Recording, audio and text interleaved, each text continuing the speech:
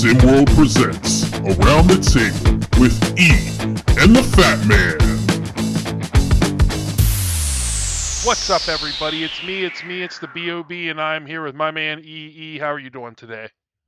Oh, me? I'm doing great, Bob, because what I predicted, I get to be Elovstradamus. Does that work? I don't know. Whatever. The point is I called it right. I called it right from day one. I said who was going to take the title this year.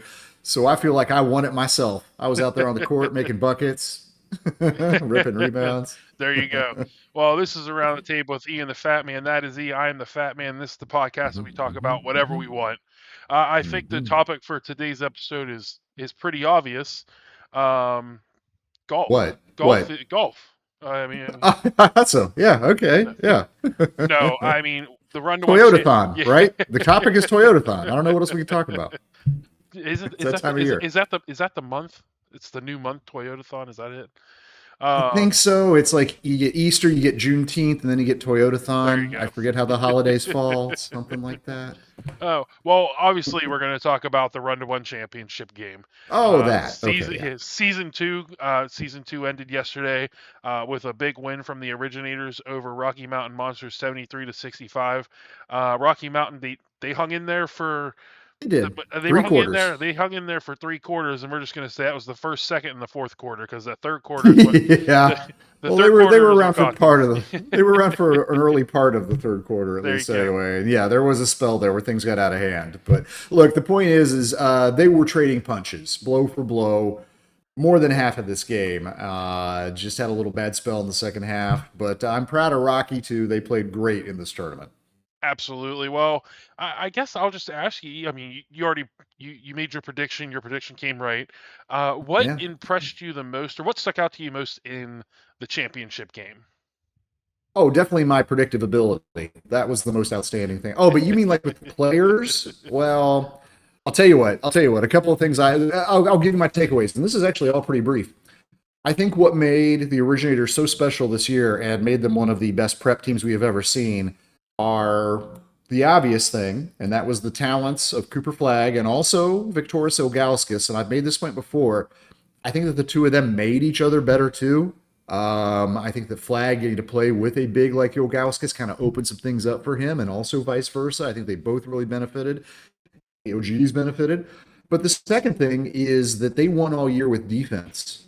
I mean, they put up 73 points in the title game. You know, Cooper Flagg had 28. It's all respectable, but what's even more respectable is holding your opponent to 211 on three-point shots and holding them to 41% from the field overall. It's just that Rocky hung around as close as they did, considering how much the ORIGINators make getting a bucket a premium, you know? Yeah. So, you know, I honestly really thought that was the difference in the end of it. I mean, yeah, of course, Flagg and Ilgauskas too, who...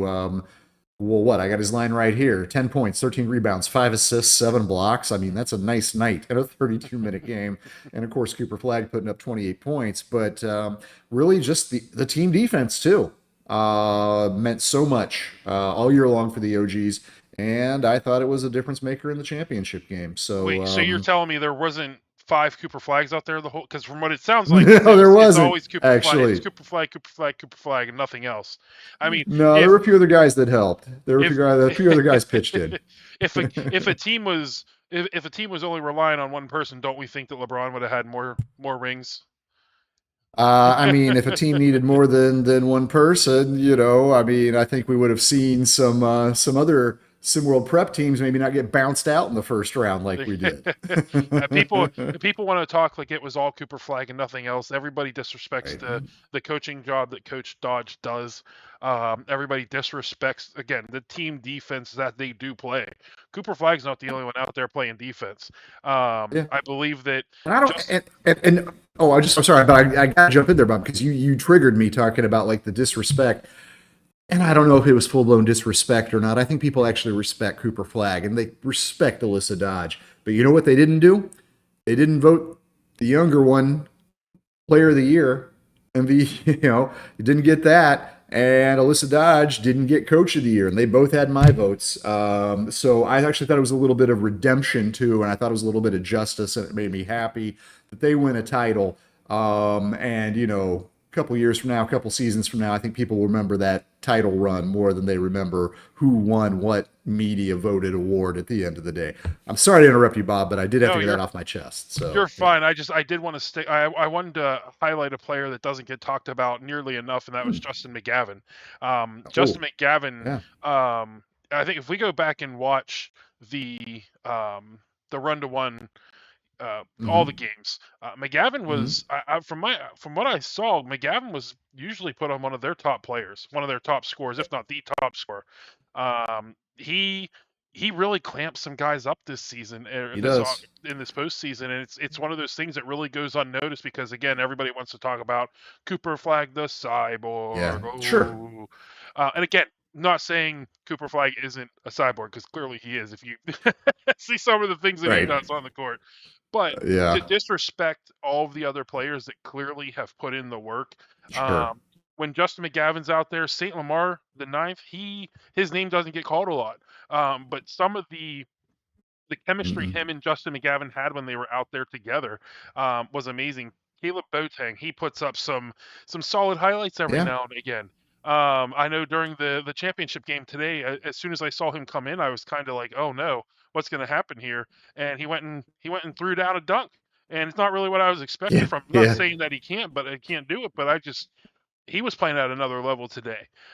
Just from top to bottom, the people that say that they are all Cooper Flag and nothing else clearly don't pay attention to the team, and that's it's the cop out. The Cooper Flag thing is a cop out. I'm completely with you. Yeah. No. I mean, from top to bottom, Tykedrian Walker's a pretty good player. Coates had a nice championship game, and of course, Viktoras Ilgauskas is obviously, Robin to Flag's Batman, if you want to very much minimize his role. That's probably not being charitable either, to put it in those terms. But I'm glad that you brought up Justin McGavin. I reached out to him after the game because I think, on a different team, he might have been a 20-plus point kind of guy this year too. I mean, he's already that good, and he's coming back for another year. And it's really interesting. He's from British Columbia. So what that means is that he's got some really interesting choices. I mean, I could see him, and it's not my call, but I kind of like the idea and hope that he comes back to the Originators next year because I think he will be a focus, if not the focus of that team if he comes back. But, you are talking about somebody from outside of Vancouver who could very easily also go back home to one of the Pacific Northwest teams. He could either be a Reigning Trey or a Cascadia member next year. I could very easily see that. And just being a Canadian passport holder, of course, puts the North on the map. So Justin McGavin is going to have an interesting decision. Alyssa Dodge, one of her specialties is recruiting, and it's going to be an interesting test, seeing if she can keep McGavin in the fold for next year. But if he's there, for that matter, whatever team he's on, I think he's going to be a big name in SimWorld Prep next year when he's 17-year-old in his final season. Absolutely. I mean, and you see his 3-point ability. Might. I know he didn't get a ton of looks this season, but his defense was really what he was there for. It seemed like. I mean, you can only feed so many. How many mouths can you feed? You can't feed everybody. But when he got that open look, he was probably going to hit that. But it wasn't needed. And if people say, "Oh, they weren't." I'm not going to go into all the people that are clearly hating on the Originators, but I mean, it was just overall an amazing team effort from the coach down to Marcus Leland, who doesn't really get too much playing time, but he's 15, he's still learning, and he got who better to learn from than Viktoras Ilgauskas and Cooper Flag. Same with St. Lamar. Right. St. Lamar didn't get a ton of minutes, but who better to learn from at the big position than Cooper Flag and Viktoras Ilgauskas? I think one thing that people did not talk about Ilgauskas as much this season, and they seem to forget that he was considered one of, if not the top defender behind Trey Hyman last season.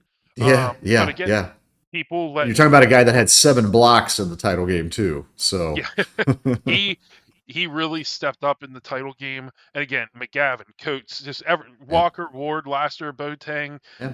Lamar the ninth, obviously Cooper Flag, Leland cheering on the sidelines. I mean, It was a team effort, and congrats to them all, and congrats, of course, to Coach Dodge. Worthy champions. Almost won 30 games in a single prep season, which is really remarkable. And, bask in the glory, I'd say, for 72 hours or so, and then it's time to reload and start thinking about next season. You think they have a chance to repeat? Really, if I'm honest. I think repeating is very, very difficult at this level. And with this kind of roster turnover that you see, it just is. It's also very difficult in a, win or go home tournament. It's kind of easier in a, if you're talking about the pros or you're talking about best of 7 or something like that. Over 7 games, the better team will usually win 4 or more, though, or 4 games in 7 or less games. Different kettle of fish here in SimWorld Prep. And for that reason, as proud as I am of Coach Dodge, as much as she really was my Coach of the Year candidate this year, and I'm slightly annoyed she didn't get it still, I can't see her or anybody reloading at this level and being anything. Look, it can happen. I'm not saying it can't. She's a good coach. I'm sure she'll have some good players, particularly if McGavin's back. But I think it's just so hard to repeat that, no, I would never bet on that. I bet on the Originators to win it all from the start of this year, but I'm not betting on them to do it back-to-back. Too much. No, it is. You're right. I mean, it's one of those things, like if it was a series, if each game had a series, sure. But it is extremely difficult because in a series you can have a bad game. Yes, you can. In the way that we run these, you can't afford to have a bad game, and a lot of teams obviously seen that. 31 other teams saw that one bad game can cost them their season. Yeah, that's right. Congratulations to Coach Dodge, the Originators, that entire team. Do you have any final words for the people, E? It's been an exciting year. I hope you enjoyed it, and I hope you will be with us as we move into the off season and get ready for the next one to come. And don't forget to tell your friends, bring them all into this world. SimWorld, the only place where you can do what, Bob? I think it's see the game, be the game. I thought it was buy lottery tickets, but maybe that's something else. I'll see if I can. Yeah. Well, I appreciate you can be a lottery ticket in our game. Actually, you might make it all the way. Who knows? I appreciate you too, Bob. I love doing the show with you. We'll figure out a plan here for the off season and keep on moving forward for you and I too. Well, I hope you have a great rest of your. I was saying it's today's Monday. How can I have a good rest of your weekend? Have a great rest of your week. I don't know. I appreciate you as always. I hope everybody has a great rest of their week. Later, folks.